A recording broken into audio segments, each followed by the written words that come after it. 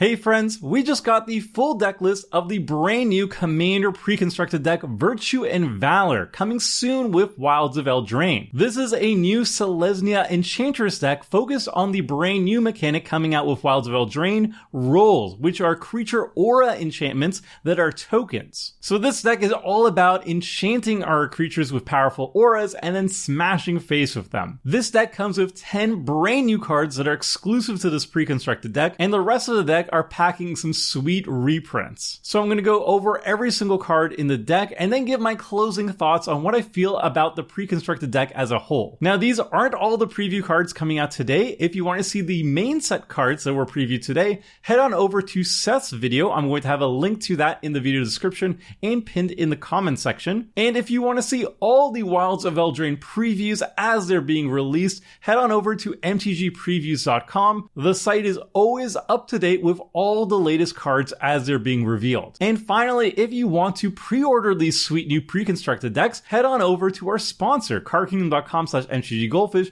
and pre-order all your sweet Magic the Gathering products over there as well. Alright, we begin with the face commander of the deck, Eldraine of the Wild Court. This is a 4-mana Selesnya 4/4 legendary creature human knight. Whenever it enters the battlefield or attacks, create a virtuous roll token attached to another target creature you control. So rolls are these new type of aura enchantments. They enchant creatures and they're tokens. And each specific roll conveys a specific ability. So the virtuous roll says that enchanted creature gets +1/+1 for each enchantment you control. And each creature can only have one roll at a time. So if you put a new roll token onto a creature that already has one, you destroy the previous one. So it ETBs and attacks, putting virtuous roll tokens on our creatures, and then whenever an enchanted creature you control deals combat damage to a player, draw a card. So Eldraine is just an awesome commander for this deck and basically any aura style deck. She's a very mana efficient engine for enchanting creatures. Those creatures are going to get huge because they get at least +1/+1 for the aura that you attach to it. But then if you're in an Enchantress deck and you have 10 or more enchantments, suddenly your creatures become like 12/12s and 15/15s very quickly. And on top of that, she's a great card draw engine because whenever your enchanted creatures are dealing combat damage, you're drawing cards. So she herself makes enchantments, she draws you cards for attacking with enchantment creatures, she's triggering Constellation, all that good stuff. It's a ton of value packed into a 4-drop. Now, the other new legendary creature that can be the commander of this deck is Eldraine Casting Director. This is a 3-mana Selesnya 2/3 legendary creature human bard. Whenever it or another non-token creature enters the battlefield under your control, choose one. You either create a royal roll token attached to that creature, a sorcerer roll token attached to that creature, or a monster roll attached to that creature. Eldraine is sweet because it's uncapped combo potential. I think played fairly, Eldraine is just strictly better. But if you can find any nasty combos with Eldraine where a creature entering the battlefield with an aura can allow you to do some sort of loop with it, that can be very potent. I think it's nice in the 99, but definitely not the face commander of the Precon. I think Eldraine is just better suited to the pre-constructed deck. Now, on top of these two new commanders, we have 8 other brand new cards that are exclusive to the deck. We start with Knick-Knack Oof. This is X and a green, a 1/1 creature Oof. It enters the battlefield with X +1/+1 counters on it, and whenever it enters the battlefield, reveal the top X cards of your library. You may put any number of aura cards with mana value X or less from among them onto the battlefield. Oh my god. Then put all cards revealed this way that weren't put onto the battlefield on the bottom of your library in a random order. So this is like Genesis Wave for your auras. Is it better than Genesis Wave? Probably not, because Genesis Wave also hits like lanes and stuff, so you're always going to be hitting more with Genesis Wave, but Knick-Knack costs a little bit less, and it also comes with a giant creature, so that's really good. And also, very importantly, if you don't have any creatures on board, any auras you hit with Knick-Knack Oof can immediately just enchant the Oof, and you'll never have to waste them like that. This card's really good though. It's just like that mid-range to late game card for an aura deck that if you're being board wiped a lot or you've fallen behind but you have a lot of mana, Knick-Knack Oof is going to be able to turn games around for you. So this is a great like card advantage engine in the mid to late game. Moving on, we have Timber Paladin, which is definitely like an early game or mid game or even late game crazy good finisher. This is 2 mana, a 1 and a green for a 1/1 artifact creature knight, and it grows the more auras you have on it. So as long as Timber Paladin is enchanted by exactly 1 aura, it has base power and toughness 3/3. All right, fair enough. As long as Timber Paladin is enchanted by exactly 2 auras, it has base power 5/5 and vigilance. And then as long as it has 3 or more auras, it's a 10/10 with vigilance and trample. So it starts off terrible. Like 2 mana, 1/1 and green, garbage. Even with 1 aura, it's still not very good. If you can have consistently 3 auras on this, though, it is wild how strong this is. A 10/10 Vigilance Trample with a bunch of beneficial auras on top of it is going to be amazing. So this is a very feast or famine, high risk, high reward type card. I think it's really sweet, though. And yeah, if you're in an aura deck, especially one that can so efficiently put a bunch of auras onto it, it can only hold 1 roll at a time, which is a little bit clunky with the new mechanic, but you're basically almost guaranteed to get 1 token on it or 1 roll on it, and then just put 2 more auras on it and go to town, really. This card is going to be really good in certain aura decks.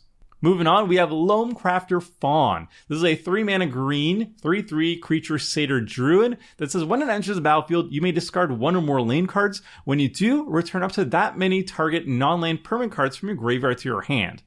This card is kind of weird to see in an aura deck. Like, it seems like it's going to be particularly good in maybe like a land deck, like Lord Windgrace or something like that. Overall, I think this card cannot be played fairly. If you play it fairly, it seems pretty bad. Like, it's like a bad Eternal Witness. Granted, it could grab more than one thing, and that's kind of the payoff here. But I think if you can do unfair things with it, like if you have decks that can fill your hand with lands very efficiently, and then you want to discard them for non-land permanents in your graveyard, then it could be very good. Or if you just want to be discarding lands for value to Splendor Reclamation them afterwards, it's very good. But this is not a card that I think is very good in this Precon. I think it would be decent in land decks, though. It could be really sweet there, but just not here. Moving on, we have Ox Drover. This is a 4 mana white 4/4 creature human peasant. It has vigilance. Ox Drover can't be blocked by Oxen. And whenever Ox Drover enters the battlefield or attacks, target opponent creates a 2/4 white Ox creature token and you draw a card. So this is a very cute, like, Phyrexian arena for white decks. It ETBs, you draw a card. And whenever you're attacking, you draw a card. So you're going to be drawing a card basically every single turn with Ox Drover. I mean, as long as you have decent attacks, it's still a 4/4 vigilance. If your opponents have like non-Oxen creatures they can block or kill, then it's a little bit awkward. But it's really cute. It's a really cute way of drawing cards pretty consistently with white. You need to give it some sort of evasion or pump it up so it can't be blocked really easily. It does give your opponents creatures, but that's not necessarily a terrible thing. And they're just 2/4s, so they're like decent blockers, but not like great attackers or anything. I don't know. This card is pretty sweet in certain decks. Maybe here, but definitely in other decks, maybe. Then we've got Liberated Livestock. This is a 6 mana white 4/6 creature catbird ox. So it's like a crew of livestock. When it dies, create a 1/1 white cat creature token with lifelink, a 1/1 white bird creature token with flying, and a 2/4 white ox creature token. For each one of those tokens, you may put an aura card from your hand or graveyard onto the battlefield attached to it. This is a weird one. I don't think it's good. It's very cute. Maybe in some sort of like aristocrats build that cares also about auras, it could be good. Maybe, I don't know. Maybe a Nycthea. I was actually thinking about a Nycthea for this type of card. Could be pretty decent.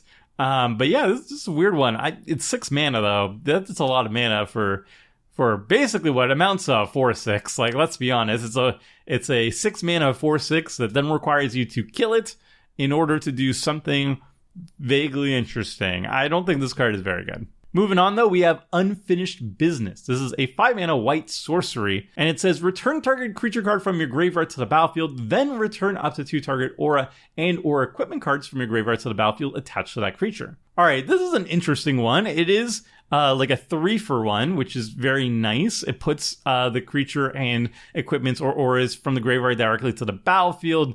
That's really nice too. I think we have better mass reanimation for enchantments or for auras. Retether is 4 mana. And we have better mass reanimation for equipments as well. They're a little bit more expensive than 5. But it does get back a creature and it gets back auras and equipments. So I think overall this card is pretty darn sweet. It's well costed and it could show up in a couple aura decks and equipment decks, though I don't think it's an auto include for either of them. Next up, we have Songbird's Blessing. This is a 4-mana white enchantment aura, enchant creature. Whenever enchanted creature attacks, reveal the top card of your library until you reveal an aura card. You may put that card onto the battlefield. If you don't, put it into your hand. Put the rest on the bottom of your library in a random order. This card kind of reminds me of like Armored Sky Hunter. It's 4 mana, and whenever it attacks, it's like you reveal like the top 6. So it's not guaranteed that you're going to hit something, but you're likely going to hit something. This is more consistent, but it is attached to a creature, so you could get 2-for-1. But it is an aura, and it deals with aura things. Like, this is just a slam dunk into most aura decks, I would say. It's good mana advantage and card advantage, just very consistent at both and for a good cost, so it seems very good. Next, we have Giant Inheritance. This is a 5-mana green enchantment aura. Enchanted creature gets +5/+5 and has, whenever this creature attacks, create a monster roll token attached to up to 1 target attacking creature. And a monster roll token is enchanted creature gets +1/+1 and has trample. And whenever Giant Inheritance is put into a graveyard from the battlefield, return it to its owner's hand. So the last trigger is nice to kind of take away a bit of the sting of 2-for-1ing yourself, especially when you have like a 5-mana aura. You don't like being 2-for-1 when your creature eventually dies. But this card is just a nice top-end engine for an aura deck. It's a big buff. +5/+5 is a serious thing. And then if it doesn't already have a monster roll token onto it, you attack, you put a monster roll onto it, and it's immediately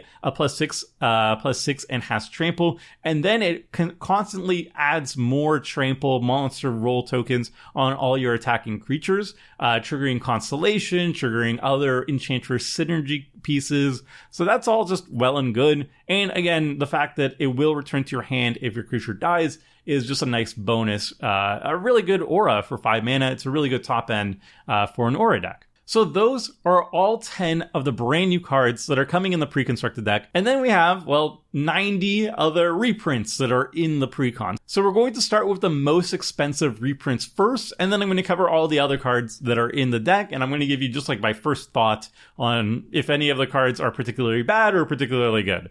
All right, so we begin with a very nice land, Hall of Heliod's Generosity. I remember this card was like $2 for the longest time, but we've gotten a lot of aura and Enchantress support in the past couple years, so it spiked up to $10, which is pretty darn nice. I think this is a solid land in an Enchantress deck. I mean, it brings back your best enchantment from the graveyard on top of your library, so what more can you ask for a land? Then we have one of the best auras in the game. Probably this and Sage's Reverie are the top 2 in my opinion. Mantle of the Ancients, it just pumps up your creature and is one of the best recursion effects for auras and equipment decks. So that's amazing. Retether got its also, I think it's his first reprint. It was creeping up to $7. I remember getting a bunch of these way back in the day for a lot cheaper. Return all aura cards from your graveyard to the battlefield. So again, it's literally one of the best recursion spells in the game for an aura deck. That and Mantle of the Ancients, which came out more recently, are your top 2 cards that are going to be putting in. Umbra Mystic is really nice. It gives all your auras totem armor, so it gives a little bit of protection to your creatures and makes them less likely to be 2-for-1. It doesn't help against exile, and it doesn't help against bounce or sacrifice, but most destroy effects are not going to be as effective against your enchanted creatures with Umbra Mystic on the battlefield. And another good reprint, it was almost $7. So $10, $7, $7, and almost $7 here for 4 cards. Let's see the other ones. Daybreak Coronet, another really great staple for aura decks. It's $6. Utopia Sprawl is great in aura decks, obviously the best there, but it's just like one of the best ramp cards in the format as well. At least for like forest heavy decks, green heavy decks. because it's a 1-drop that ramps you and mana fixes. That's really nice.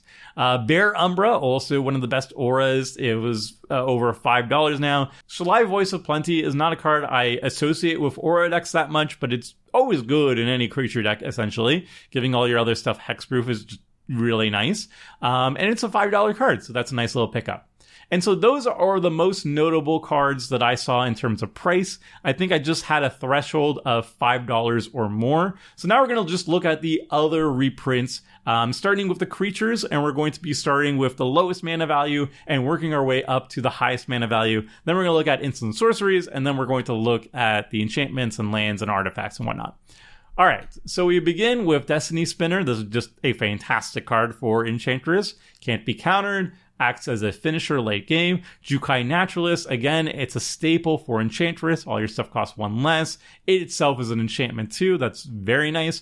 Core Spirit Dancer, another staple for aura decks. You just can't trip whenever you cast an aura. That's what Enchantress is all about. Paradise Druid, not a good card here. Kind of weird that it's here in the first place, but it is a filler that you're going to take out, I assume, when you upgrade your Precon deck. Then we have Sanctum Weaver, another instant staple in auras or Enchantress. It is one of the best cards in your deck because it's a silly amount of ramp for a 2-drop. Starfield Mystic, another really good card for Enchantress. It looks silly compared to Sanctum Weaver, but it is nonetheless one of the best Enchantress cards for ramping. Sylvan Ranger, very weird to have here. You would take it out. Tie Taker, you would take it out. Transcendent Envoy, another very good card for aura decks. Also an enchantment itself. Or Gnarlid, it's fine, but I mean, it grows pretty darn big, especially in an aura deck. So I guess it's actually quite good here. Danitha, it's also pretty good. It's a mana discount, and it's a great recipient for auras. Eidolon of Countless Battles, another great card. Citizen Champion, another staple in any Enchantress deck. You're always going to be running this card, so it's a nice pickup here. Siona is also a leader for this deck. You could make it your leader. It combos off with Shielded by Faith, which I don't think is even in the deck. I think we have Timely Ward instead, but it's just a really good commander and part of the 99 of an aura deck. Tangle Span Lookout. So this is from the main set. It's another Enchantress. So yeah, it's a staple here. You want to have all of these whenever an aura enters the battlefield, cards, draw a card. You could possibly fit an Enchantress. So that's great here. Ajani's Chosen, also very good token engine for auras or Enchantress. Archon of Sun's Grace, one of the best token makers for Enchantress possible. It's really good. Eidolon of Blossoms, another staple. Great to see here. Celestial Archon, too expensive for my taste, but it can act as an aura for 7 mana. Gross, but it's fine. Sir Armont the Redeemer, this is a main set card. ETBs creates a monster roll token, which is nice, and enchanted creatures you can control get +1/+1. 5 mana, though, is just too much for this effect, but I mean, at least it's on theme. Then we move on to Sun Titan, just a classic staple of the format. Always good. I like to see it here. Realm Cloaked Giants, it is flavorful. It's Eldraine, but too expensive for what it does, I think. Generous Gift is a staple of the format. Great to see. Winds of Wrath is a staple for Aura's decks. It's the best board wipe for an Aura deck, so great to see a reprint here. And then we have Austere Command, which is a flexible board wipe. You can choose to just not destroy your enchantments, but destroy all artifacts. That's really nice here. Rishkar's Expertise, another great reprint here. It was creeping over $3. It's a great draw engine. Sol Ring, you'll have to see it. Arcane Signet, you'll have to see it. Ethereal Armor is another staple for the Aura deck. You enchant your creature to make it really big. Fertile Ground, another staple, I would say, for an Aura deck. Just Aura ramp. Countless Transformation, fantastic against commanders. Particularly good because it's an Aura here. Spectral Steel is okay. Warbriar Blessing is really nice. It's a Aura that is a fight spell, which is really nice. Ancestral Mask, also creeping up, almost $4. It's a great finisher in an Aura deck. It makes the creature really, really big. Careful Cultivation is okay. Enchantress's Presence is, wow, almost under 50 cents. I've never thought I'd see the day, but it got reprinted a lot. Again, another staple for Enchantress. Snake Umbra is very good for auras. Timely Ward, also creeping up to almost $3, so it's a nice pickup. Just really nice in an Aura deck. Angelic Destiny, same thing. Also creeping up to $4, which is nice. Indomitable Might, it's okay. Sage's Reverie, I think, is the best Aura card in an Aura deck. It draws you a ton of cards and beefs up a creature. That and Mantle of the Ancients are my top 2 for an Aura deck. So this is a great pickup here. Verdant Embrace, it's 5 mana. It does things. It's okay. It's all right. And then we get to the lands.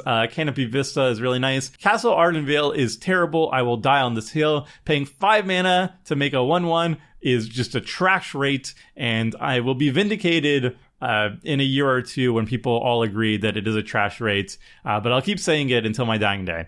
Command Tower, very good. Fortified Village, not great, but I mean, in a 2-color deck, it's going to untap like half the time or whatever. I don't know. It's okay. It's better than a tap land. Crozen Verge, quite nice because it can fetch duels. Mirror Landscape, not great, but it's fine. And then the final 3 land reprints are Sungrass Prairie, Temple of Plenty, and Vidugazi, the City Tree. All right, so my thoughts on the new Enchantress Aura Roll Token deck. I think, objectively speaking, this Precon is really good. It's well crafted, the reprints are definitely on point, and it has basically every staple you would be expecting to see in an Enchantress deck that you would build on your own over here. Like, we have Sanctum Weaver, we have Sage's Reverie, we have Mantle of the Ancients. We have, like, pretty much everything. There were, like, 6 duds that were non-land cards that, I would replace, and they don't fit the theme or anything, and I think they're intentionally there to be replaced. The lands are always a little bit disappointing. I think Battle Bond lands and like Pain lands and stuff like that should be just staples for pre-constructed deck. They should be reprinted into the ground, and they should show up every single time. Like, Battle Bond lands were literally made for multiplayer. They should show up in every single multiplayer pre-constructed product. That's my 2 cents.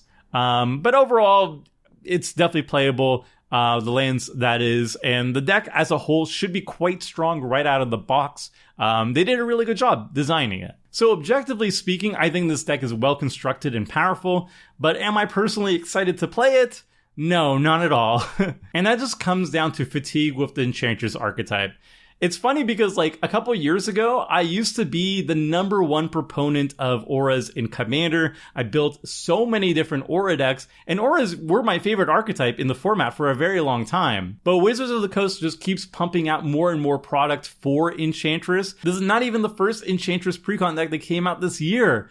Just last set was Commander Masters, and we had an Abzan Enchantress deck. So for me personally, as a brewer, I think Wizards of the Coast kind of took out the fun of brewing Enchantress because they just figured out the archetype and are just mass printing it at this point. So I personally just need a break from Enchantress. Hopefully Wizards of the Coast will take a break from Enchantress for like a couple of years, and maybe I will get more passionate about Enchantress in the future. But for now, I'm just super fatigued with Enchantress. But that said, if you are new to Enchantress, this is the perfect time to jump into the archetype because, like I said, Wizards of the Coast have been printing so many Enchantress pre-constructed decks. These staples that were used to be kind of expensive for Enchantress have really plummeted, and it's now the perfect time to jump in. Just for me personally, I'm not excited about it. That said, though, I am very excited for the next pre-constructed deck, which is the Fairies deck. I'm going to have a video of that coming out in a couple hours, so check back soon to the channel to see all the fairy goodness and me just gushing about my favorite tribe of Magic. So until then, friends, see ya!